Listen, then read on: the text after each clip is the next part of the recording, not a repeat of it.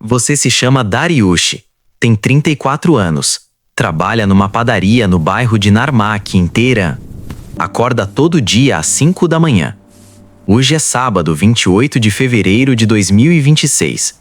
Dia normal de trabalho no Irã. Você não sabe ainda, mas esse é o último dia normal da sua vida. São 5 horas e 47 minutos da manhã. O despertador toca. Você estica o braço, apaga, fica olhando para o teto por uns 30 segundos como faz todo dia. A casa está quieta. Sua mãe ainda dorme no quarto ao lado. Você levanta, vai até a cozinha, coloca a chaleira no fogo. Chá preto, forte, com açúcar.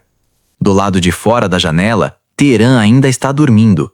As ruas estão vazias nessa hora.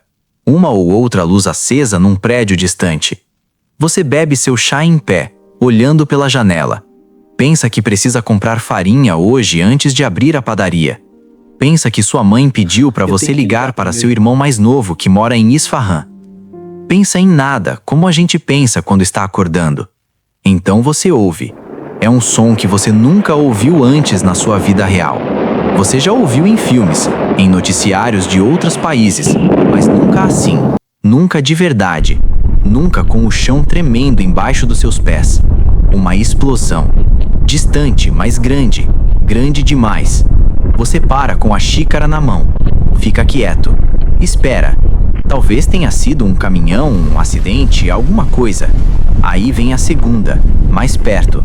A xícara de chá na sua mão começa a tremer. Mas não é a xícara que está tremendo. São suas mãos. Sua mãe abre a porta do quarto com o rosto ainda cheio de sono e te pergunta o que foi aquilo. Você não responde porque não sabe. Você pega o celular da mesa. São 43 mensagens no grupo da família. Seu primo de Karaj mandou uma mensagem em letras maiúsculas. Explosões aqui também. Sua tia de Isfahan. Meu Deus, o que está acontecendo? Um amigo de trabalho mandou um vídeo. Você abre. É o horizonte de Teherã. E tem fumaça. Não uma fumaça. 3 colunas de fumaça preta subindo devagar no céu que ainda está cor de cinza. Você mostra o celular para sua mãe. Ela coloca a mão na boca. Você abre o Instagram, o Twitter, tudo ao mesmo tempo. As palavras que aparecem na sua tela são palavras que você conhece, mas nunca esperou ver juntas assim. Numa frase real sobre o seu país, sobre a sua cidade. Israel. Ataque. Irã. Agora. Estados Unidos. Operação. Teherã. Você lê e relê achando que entendeu errado, que é um erro de tradução, que é fake news. Mas as fotos estão chegando de todo lado. Vídeos de pessoas filmando pela janela. Fumaça, fogo, sirenes. E aí, a TV estatal iraniana confirma. Explosões em Teherã. Ataques em Isfahan. Em Qom. Em Karaj. Em Kermanshah. Sua mãe começa a rezar em voz baixa do jeito que ela sempre fez quando ficava com medo. As palavras em árabe que você cresceu ouvindo, mas nunca deu muito valor. Hoje elas parecem necessárias. Você vai até a janela e olha para a rua. Os primeiros vizinhos já estão do lado de fora, confusos, em pijama, olhando para o céu. Uma mulher carregando um bebê no colo. Um homem velho com um rádio na mão. Todo mundo com o mesmo rosto. O rosto de quem não entende o que está acontecendo. Seu celular toca. É seu irmão, Siamak, de Isfahan.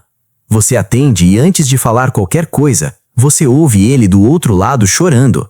Siamak tem 22 anos. Nunca na vida você ouviu ele chorar. Ele fala rápido demais e você tenta entender. Ele diz que as explosões em Isfahan foram perto da universidade. Ele estava dormindo no dormitório. A janela do quarto dele estourou para dentro. Ele não está ferido, mas o colega de quarto dele está. Você fala para ele ficar onde está. Fala que vai ligar de volta. Desliga. E fica olhando para o celular por um segundo tentando decidir o que fazer. Às 8 horas da manhã, o presidente dos Estados Unidos aparece em cadeia nacional americana. Você assiste ao vivo pelo YouTube, com legendas automáticas que às vezes erram as palavras, mas você entende o suficiente. Ele diz que os Estados Unidos e Israel estão realizando operações militares contra o Irã. Ele diz que o objetivo é acabar com a ameaça nuclear iraniana. Ele diz que não é contra o povo iraniano. Ele diz que quando tudo acabar, O Irã vai ser dos iranianos e pede para que os civis permaneçam abrigados porque bombas vão cair em vários lugares. Você ouve isso? Bombas vão cair em vários lugares. Dito assim, com calma, num discurso bem escrito numa televisão em alta definição, sobre a cidade onde você mora, sobre o bairro onde você foi criado, sobre a rua onde fica a sua padaria.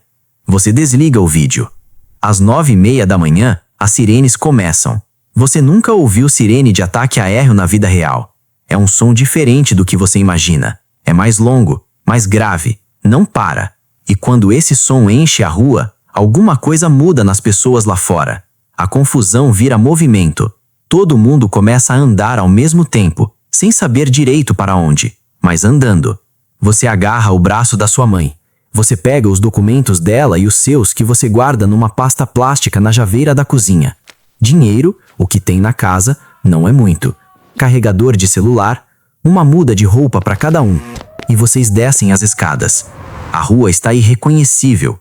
Você mora nessa rua há 20 anos. Conhece cada loja, cada buraco no asfalto, cada vizinho pelo nome. Mas agora ela parece diferente. As pessoas correm em direções opostas sem combinar. Uma mulher grita o nome de uma criança. Um homem tenta passar pela rua estreita e fica preso porque tem gente demais. O homem do rádio que você viu antes está parado na esquina ouvindo alguma coisa e acenando para quem passa como se estivesse dando informações que ninguém pediu. Sua mãe aperta sua mão com uma força que você não sabia que ela ainda tinha. Você decide ir em direção à casa da tia Farid. Ela mora a 20 minutos a pé. Tem um porão. No caminho, você passa em frente à escola primária do bairro. Está fechada, claro, é cedo ainda. Mas você olha para ela e pensa na notícia que vai aparecer horas depois. Você ainda não sabe disso. Ninguém sabe ainda. Mas em Minab, uma cidade no sul do país, numa escola parecida com essa, as aulas já começaram. São 165 meninas sentadas nas carteiras, professoras passando lição no quadro. Então, um míssil desce do céu e a escola some. 165 meninas, 14 professoras, em um segundo. Você vai descobrir isso mais tarde e vai olhar de volta para essa escola aqui no seu bairro e vai entender que a diferença entre você e aquelas famílias não foi mérito nenhum. Foi só sorte. Na casa da tia Farid, são 14 pessoas. Ela, o marido, os filhos adultos, os netos, os vizinhos de cima que não tinham onde ir. 14 pessoas num apartamento de 2 quartos. Mas pelo menos é um prédio de concreto reforçado. Pelo menos tem paredes. A tia Farid distribuiu chá como se chá fosse capaz de resolver alguma coisa. Mas você aceita porque a sensação do copo quente nas mãos é a coisa mais normal que aconteceu desde que acordou. O celular de todo mundo recebe a mensagem ao mesmo tempo. É um alerta do governo. Civis que moram próximos a instalações militares devem evacuar imediatamente. O problema é que em Teherã, uma cidade de 8 milhões de pessoas, instalação militar pode ser a próxima quadra, pode ser o prédio que você passou na esquina, pode ser aquele lugar que você sempre achou que era um escritório qualquer. Ninguém sabe ao certo onde é seguro, então ninguém sabe para onde ir. Às 11 da manhã, você ouve a explosão mais perto de todas. Não dá para saber quantos quarteirões. O chão chacoalha de um jeito diferente das outras. Mais do que chacoalhar, é como se a cidade inteira engolisse o impacto. Os copos na prateleira da cozinha tilintam. A luz pisca. O bebê de um dos vizinhos começa a chorar. Sua mãe fecha os olhos. Você coloca a mão no ombro dela e não fala nada porque não tem nada certo para falar. Às 12 horas, a TV estatal iraniana some do ar. De uma hora para outra. Estava transmitindo e parou. Tela preta. Você descobre depois que o prédio da emissora foi atingido num ataque israelense separado. Os apresentadores que estavam ao vivo tiveram que largar tudo e correr. Tem um vídeo que circula nas redes sociais de um repórter que estava ao vivo quando ouviu a explosão do lado de fora do estúdio. Ele se jogou no chão. A câmera continuou gravando. E por 23 segundos, o mundo inteiro assistiu ao chão de um estúdio de TV iraniano, enquanto ouvia o som do mundo lá fora desabando. Às 2 horas da tarde, chega a notícia que ninguém esperava, que todos temiam, que alguns desejavam em segredo e tinham vergonha de admitir. Ali Khamenei tá morto. O líder supremo do Irã. 86 anos no mundo. 37 anos no poder. O homem cujo rosto estava em cartazes em cada esquina da cidade. Morto num ataque ao seu complexo no centro de Teherã. Naquele momento, a sala onde você tá fica em silêncio. Um silêncio pesado.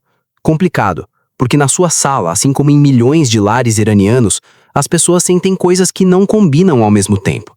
Tem gente que chora. De tristeza ou de alívio, você não sabe dizer. Tem gente que fecha os olhos.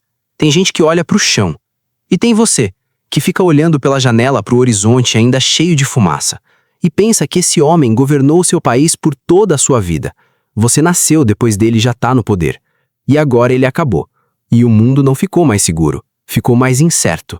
E você não sabe se vai sentir falta, mas sabe que vai sentir o peso do vazio que ele deixa. Porque no vazio moram perguntas que ninguém sabe responder. O que vem agora? Quem vai comandar? Se vai piorar? Se é possível piorar? Às 4 da tarde, seu amigo Reza manda mensagem. Reza tem a sua idade, tem 2 filhos pequenos, mora no norte da cidade. Ele diz que os supermercados perto dele já estão sem água, que as filas nos postos de gasolina têm quarteirões de comprimento, que tem gente guardando tudo que pode carregar em sacolas e saindo a pé pela Avenida Shamran sem saber para onde vai. Você olha para sua mãe, ela tá rezando de novo. Você pensa se deveria sair de Teherã também. Ir para onde? A estrada para o norte é a única opção, mas sem carro e com uma mulher de 68 anos que nunca precisou caminhar mais de 5 quarteirões na vida. Você decide ficar, por enquanto, mais uma hora, mais um pouco.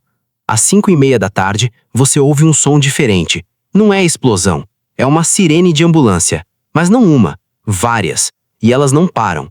Em algum lugar próximo do bairro, alguma coisa aconteceu. Você não sabe o quê. Vai descobrir mais tarde que um míssil atingiu a Praça Nilofar, a 5 quarteirões da casa da sua tia. 20 civis mortos. Pessoas que estavam tentando sair da cidade. Pessoas que estavam nos carros, nas calçadas, tentando entender para onde ir. No lugar errado, no momento errado.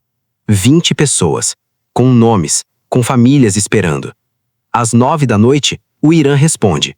Você ouve no rádio. Mísseis iranianos foram lançados em direção a Israel, depois em direção às bases americanas no Golfo, o Bahrein, o Kuwait, Abu Dhabi, Dubai. A guerra que começou aqui, agora se espalha. E você percebe algo que vai demorar mais para a maioria das pessoas entender. Que isso não é um ataque. Isso é uma guerra de verdade, que pode durar dias, ou meses, ou anos, e você tá no meio dela, não no noticiário, não no celular de alguém do outro lado do mundo, aqui, nessa sala, com o cheiro de chá frio e 14 pessoas respirando o mesmo ar. Às 9 da noite, os vizinhos do andar de cima finalmente conseguem falar com o filho deles que mora em Mashhad. Ele tá bem, a cidade dele ainda não foi atingida. Quando a notícia chega, a mãe dele chora de um jeito que você nunca viu alguém chorar. Não de tristeza, de alívio puro. O tipo de choro que só acontece quando você passa horas acreditando que pode ter perdido alguém e então descobre que não perdeu. O tipo de choro que limpa alguma coisa por dentro. Você olha para sua mãe. Ela tá olhando para você também. E sem falar nada, vocês dois entendem que a coisa mais importante que aconteceu hoje não foi a morte de nenhum líder. Não foi nenhum míssil. Não foi nenhuma operação com nome grandioso. Foi você olhando para ela e ela olhando para você. E os dois ainda estando aqui. À meia-noite, você tá deitado no chão da sala da sua tia com um cobertor emprestado. Não consegue dormir. O celular tem 28% de bateria. Você economiza porque não sabe quando vai poder carregar de novo. Você abre o grupo da família. Seu irmão Siamak mandou mensagem às 10 da noite dizendo que está bem, que o dormitório foi evacuado, que ele está na casa de um professor. Você responde com um coração. Ele manda um coração de volta. São 2 irmãos trocando coração à meia-noite num grupo de WhatsApp, enquanto o país deles está em guerra. E isso é tudo que tem agora. Esse coraçãozinho vermelho numa tela pequena. Mas é suficiente. Tem que ser suficiente. Em algum momento entre a meia-noite e as 2 da manhã, você adormece. Não de cansaço, de esgotamento. De um jeito em que o corpo simplesmente decide que não aguenta mais ficar acordado. E você dorme no chão da sala com o barulho de 14 pessoas respirando ao redor. E do lado de fora, Teherã. Teherã que você conhece de cor e salteado. Teherã das padarias abertas às 5 da manhã. Teherã do cheiro de pão fresco e de escapamento de ônibus e de jasmim nos jardins públicos. Teherã que você nunca imaginaria ver assim, com fumaça no horizonte, com sirenes ao longe, com o silêncio pesado de uma cidade que foi acordada pela guerra e não sabe ainda como vai dormir com ela. Essa noite, enquanto você dormia no chão da sua tia, enquanto seu irmão dormia na casa de um professor em Isfahan, enquanto a sua mãe rezava baixinho num canto, o mundo lá fora estava decidindo coisas sobre o seu futuro, sobre o futuro do seu país, sobre quem vai liderar, quem vai atacar, quem vai negociar, quem vai vencer. E nenhuma dessas conversas aconteceu numa sala que te parecesse com a que você estava. Nenhuma delas levou em conta o cheiro de chá frio, o barulho de gente respirando, o coraçãozinho vermelho no WhatsApp, a força da mão da sua mãe no seu braço quando a sirene tocou. Isso é o que nenhum noticiário consegue te mostrar. A guerra vista de dentro. A guerra que não tem ângulo de câmera, que não tem narrador distante, que não tem placar, que não tem nome de operação grandioso que encobre uma realidade simples e brutal. Que pessoas comuns acordam um dia num sábado normal, fazem chá, olham pela janela e o mundo que conheciam não está mais lá. Hoje, enquanto você assiste a esse vídeo, em alguma rua de Teherã tem um Dariush real, com nome diferente, com história diferente, mas com o mesmo chão tremendo embaixo dos pés, com a mesma xícara de chá na mão, com a mesma mãe rezando no quarto ao lado e com a mesma pergunta que não tem resposta boa. O que vem agora? Se esse vídeo te fez sentir alguma coisa, comenta aqui embaixo uma palavra, só uma. O que você está sentindo agora? Porque às vezes, uma palavra diz mais do que qualquer análise política, mais do que qualquer discurso, mais do que qualquer operação com nome grandioso. Uma palavra. Deixa aqui.